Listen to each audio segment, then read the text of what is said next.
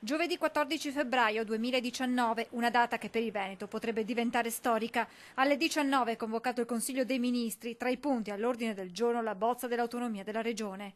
La conferma è arrivata direttamente dal Ministro Erika Stefani. Domani sera il Consiglio dei Ministri sarà un Consiglio dei Ministri molto importante, è la chiusura sicuramente della fase tecnica di questa lunghissima trattativa. Dunque con 24 ore d'anticipo il dossier arriva sul tavolo del governo, un documento che, stando ad alcune indiscrezioni, presenterebbe ancora dei nodi sui capitoli relativi a sanità, cultura, infrastrutture, ambiente. È già stato fatto presente da parte sia del Presidente Zaia che del Presidente Fontana, nonché di Bonaccini, che vi sono dei punti che se risolti porteranno alla firma. Occorre sciogliere questo nodo, sicuramente un nodo politico. Il passaggio in Consiglio dei Ministri di domani è fondamentale, siamo di fronte ad una riforma storica e come tutte le riforme storiche ha il suo giusto travaglio, ma noi siamo veneti, non ci fermiamo davanti a nulla, ha dichiarato il governatore Zaia, aggiungendo poi: Lega e 5 Stelle hanno sostenuto il referendum, sottoscritto l'autonomia nel contratto di governo e ribadito più volte che si farà. Sul piano tecnico c'è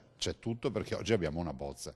Ci sono dei punti sui quali non c'è ancora l'accordo, però io sono un inguaribile ottimista e penso che alla fine troveremo un accordo, anche perché non è una richiesta di Luca Zaia per quanto riguarda il Veneto, ma è una richiesta di 2.328.000 veneti. Rispetto al documento presentato dalla Regione ci sarebbero delle correzioni apportate dai ministeri chiave su più materie.